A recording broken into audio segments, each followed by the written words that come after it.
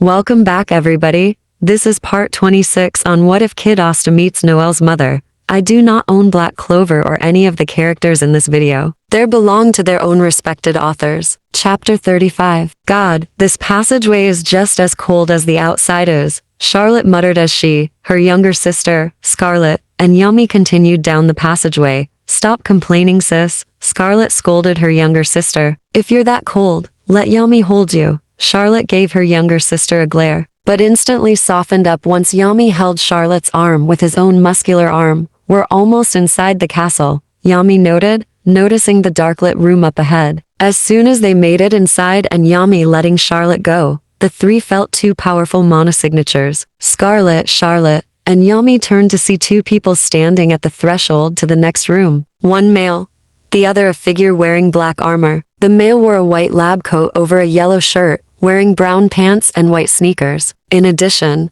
he wore glasses over his eyes. The black armored figure, despite even wearing a helmet, their eyes could be seen through the helmet. They glowed a bright green for a few seconds before diminishing and returning back to their normal color. Ha ha ha. Who would have thought that Clover would be desperate to stop the Zogratises? Scarlett, Charlotte, and Yummy narrowed their eyes at the male who had spoken. Morris, Charlotte growled. So the Zogratises did get you out of the Diamond Kingdom Castle's dungeon. The male, Morris, curled his lips into a dark smile at Charlotte's words. Scarlett, Yummy, and Charlotte got their grimoires ready. Morris and Black Armored Figure did the same with their own grimoires. Indeed they did. Morris laughed. I thank them, truly. Also, did you really think it'd be that easy? One of Lady Ava's soldiers let us know you were coming. Then we thank you for your hospitality, Yummy remarked nonchalantly, unsheathing his katana and got into a battle-ready stance. After a minute or so, Yummy glanced over at Charlotte and Scarlett. You two take on Blackie. I'll handle the psychotic magic scholar.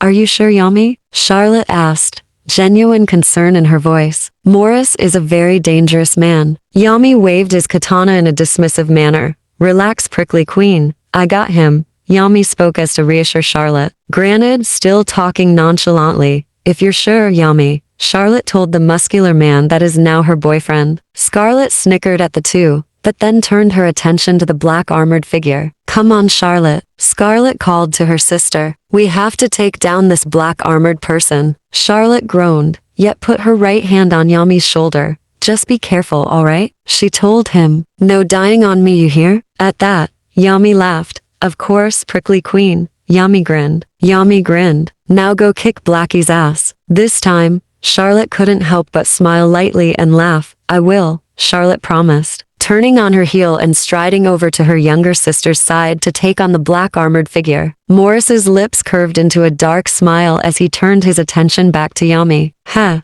ha. Do you really think that those two can defeat Lady Ava's personal advisor? Morris? Asked Yummy, a dark smile on his face. I dunno, Yummy remarked as he took the cigar out of his mouth and blew smoke out from his mouth before putting it back in his mouth. But you shouldn't worry about them. He pointed his katana at Morris. You should be worrying about yourself in our little fight. I'll be sure to kill you for your heinous acts in the Diamond Kingdom. Morris just laughed as he went into his lab coat pocket and pulled out what appeared to be a dagger. Yummy raised an eyebrow incredulously at the dagger in Morris's hand. What's that going to do? Yummy remarked. Stab me to death. Haha. Oh, you'll wish that's why I have this thing. Morris sneered as he twirled it in his fingers. But no, this is a magic item I designed myself. His dark smile widens. How else would I be able to stitch people's grimoires together? Chi-chi. Yummy grunted as his katana got enveloped by his dark magic. Then I'll just be sure to end you here and now. Morris just grinned and did a beckoning motion with his right hand, which held his magic item. Then come at me, Yummy Sukahiro. Morris mocked the muscular captain of the Black Bull's Magic Knight Squad of the Clover Kingdom. Dark magic. Dark cloaked lightless slash. Yummy declared, swinging his katana from left to right after getting into a specific stance for the dark magic spell that came out of his katana and towards Morris. Morris just smiled darkly and raised his dagger up, thus absorbing the spell into it, like the demon dweller sword would. Yummy opened his mouth in slight surprise before he closed it. So you mimic the demon dweller sword. That may be what it appears to be, Morris agreed. But in reality, I used the transplant part of my magic to transplant it into myself. Transplant, Yummy repeated. Indeed, Yummy Sukahiro, Morris grinned. My magic is transplant and extraction magic. The devil I'm contracted with makes my magic far more powerful than it would be otherwise. Yami grunted in irritation as he leapt at Morris to slash him in two, only for Morris to teleport out of the way, then reappear behind Yami, to which Yami turned around to face him. So that's how you got people's grimoires stitched together, Yami demanded as he unleashed another lightless slash at Morris, to which Morris leapt backwards to evade the slash. Like with Captain Fana and Vice Captain Mars of the Amber Phoenix squad, ha ha ha, you just figured this out, Morris sneered. Of course I did. Otherwise, experimenting on the Diamond Kingdom people would be pointless. You sick bastard, Yami growled. Morris just laughed darkly in response. I take that as a compliment, Yami Sukahiro, Morris remarked as he pointed his dagger arm at Yami, while his free hand was outstretched. Now it's time to show you what my magic can really do. This can't be good, Yami muttered, bracing himself. Morris's free hand began to pulsate as mana began to be extracted from his grimoire and into his free hand. Then he touched his dagger with his now mana-pulsating hand, which then the mana in his free hand transferred, or rather, transplanted into the dagger, thus changing it into mineral magic staff. This is what transplant and extraction magic can do. Morris grinned wickedly. And thanks to my devil, I can also extract other things from anything, not just mana. Before Yami could retort, Morris leapt towards Yami and slashed at him with the staff. Yami stepped back an inch and parried Morris's strike with his katana. Yami counterattacked with a slash towards Morris's midsection, but the magic scholar simply backflipped out of the way. So if I'm right, Morris's transplant and extraction magic can extract mana from others, then transplant it either into himself, his magic items, or even other people. That would explain how Captain Fana and Vice Captain Mars each have stitched grimoires, Yami thought. But then there'd need to be a third part to Morris's magic. Whatever. Yami strutted forward at fast speed so he was right in front of Morris again. Before Morris could fully react, Yami slashed at him multiple times. Dark magic. Dark cloaked lightless blade storm, Yami declared. Several dark magic slashes cut Morris, majority of them going to his body while some went to his face. Despite the immense power in the dark magic spell, Morris simply staggered backwards several feet. He eventually regained his balance, which just so happened to be fast enough for him to parry Yami's next katana slash with his mineral magic staff. Morris just kept his dark smile plastered on his face as he continued to parry Yami's strikes. Ha ha ha, not bad, Yami Sukahiro. Morris grinned. But that's not going to be enough to defeat me. We'll see about that, Yami retorted. A bastard like you don't deserve to be left alive. Yami swung his katana and unleashed more lightless slashes at Morris. But like before, Morris evaded with ease. Yami skeked, then leapt back from a barrage of magic spears or arrows. Morris rained down due to his transplant and extraction magic, each magic spear or arrow being of differing magic attributes. Chi. Yami grunted as he defended himself from the magic spears or arrows that Morris was firing at him. How can I defeat this guy? Let me tell you something, Yami Sukahiro. Morris spoke. Oh yeah? What's that? Yami questioned as he continued to block the magic spears or arrows. That you're going to shut your mouth? If not, I'll kill you. Morris, on the other hand, just laughed in amusement. Haha, I'd like to see you. Morris began, then realized that he couldn't move. What? Dark magic. Black hole. Yami began, which is the spell he used to freeze Morris in place, as well as absorb any of the remaining magic spears or arrows that Morris had fired at him. I told you that I'd kill you, bastard. Now dark magic. Dark cloaked black blade. Yami then slashed Morris horizontally with his katana in the chest area. Morris in response coughed up blood as he staggered backwards, blood spewing out of the fatal wound. Morris's lips formed a bloody, as well as a wicked smile. Ha ha ha. This is just the beginning, Morris vowed as his body began to dissipate. Mark my words, Yami Sukahiro. And with that, his body, along with his grimoire and magic item, disappeared into goldish black particles. Humph. He had it coming. Yami grunted to himself. Wonder what he meant by that last statement though. He shrugged. I'll worry about it later. Right now, I should probably see how Prickly Queen and her sister are doing against Blackie. Speaking of, Yami turned to see Charlotte and Scarlet facing off against the black armored figure. And to his surprise, both the captain and vice captain of the Blue Rose Knights were losing. Chi. What the hell? Charlotte grunted. her face bloody. Scarlet wasn't faring much better. She too had gotten wounds. What type of magic is this? The black armored figure did not answer Charlotte's question. Scarlet said in frustration, "Whatever magic it is, our magic is useless against it," Scarlet replied, gritting her teeth. The black armored figure didn't respond. Instead, simply waited for Charlotte and Scarlet to come and attack again. "Hey prickly queen, Scarlet, what the hell happened to you two?" Yami called to them as he strutted over. He took notice of the two's wounds. "Got the crap beaten out of you." "No shit, Yami." Charlotte grit her teeth. Whatever magic that guy has, it can deal with Sis's briar magic and my red lotus magic like it's nothing." Yami pointed his katana at the black armored figure. Well then, Yami took out of his cigar from his mouth and puffed smoke out of his mouth before putting the cigar back into his mouth. "I'll fight this bastard while you two recover." The black armored figure didn't respond to Yami's words. Instead, the black armored figure beckoned to Yami. At that, Yami just smirked. "If you say so, Blackie." His katana gets covered by his dark magic. Dark magic. Dark cloaked black blade. Yami slashed towards the black armored figure with his katana. Dark magic.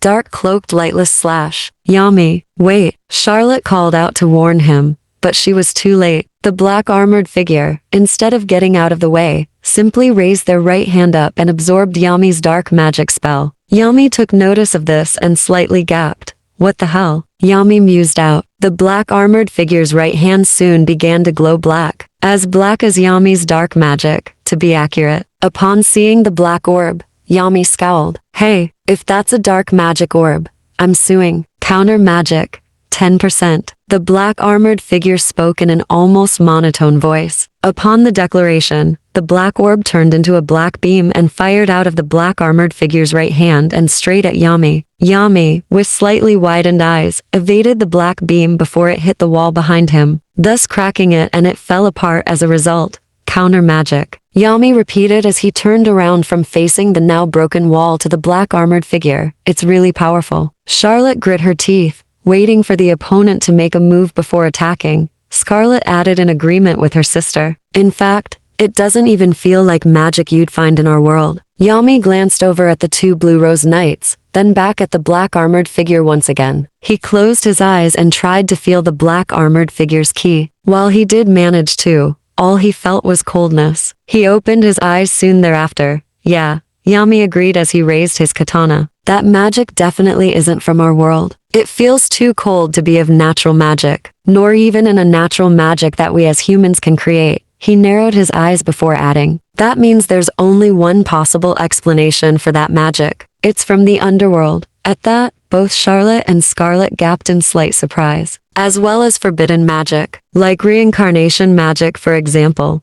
"This is the end of the line for you, Magic Knights," the black armored figure spoke. "Yeah right, Blackie," Yami retorted nonchalantly as he and Charlotte pointed their katana and sword at the black armored figure. "If anything, it'll be over for you." "That's right," Charlotte agreed. "You see, while me and my sister were fighting you, I've come to notice that you were using any actual spells. Rather, you were just standing there, waiting for your opponents to attack you." The black armored figure doesn't reply. Yami and Charlotte took that as a cue to continue talking. In this case, Yami spoke up. "So let's try something else." Yami spoke up. "Something that may be counter magic's weakness." Charlotte, Scarlet, are you two ready? Both Roselli sisters nodded at Yami's words. Thus the three turned back to face the black armored figure. The black armored figure just stared at the three magic knights for a brief moment, then turned on their heel and strutted away. "Yeah, that's right. Run away," Scarlet called to the black armored figure as said figure left. Charlotte and Yami glanced at each other, then over at Scarlet.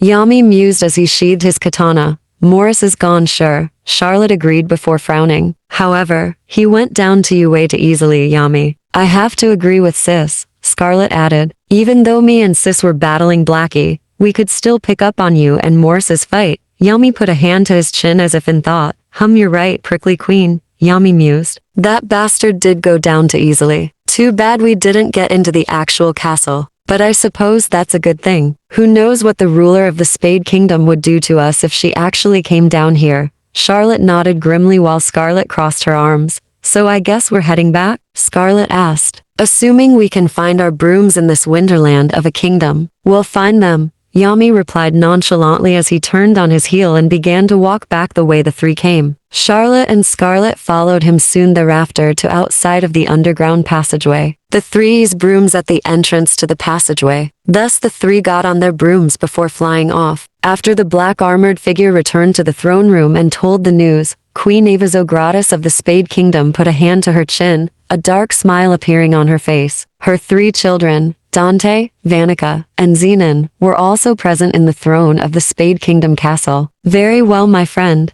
Eva remarked. In that case, me, Dante, and Zenon will be taking a little field trip to the Clover Kingdom. Ha ha ha. Dante and Zenon nodded, while Vanica pouted. "Aw, come on, mother." Vanica pouted. "I should come too." Eva chuckled as she stood up from the throne and put her right hand on Vanica's shoulder. "Someone needs to stay here at the castle," Eva told her daughter. "It's going to be you and my personal advisor." Dante snickered, while Zenon deadpanned. "Probably not the best idea, mother," Zenon told her. "But I suppose as your personal advisor keeps Vanica in check, then we should be returning to the Spade Kingdom castle still in one piece." He glanced over at the black armored figure, who only nodded at Zenon's words, but did not reply. "It'll be fine, Zenon dear," Eva spoke in a reassuring manner. "Now then, a portal please." Zenon nodded, then created a spatial magic portal. Soon thereafter, the three walked through the dark blue spatial portal, with said spatial portal dissipating into nothing. End of chapter 35. Link down to the comments if you want to read the rest of the story. I hope you all enjoy. Goodbye.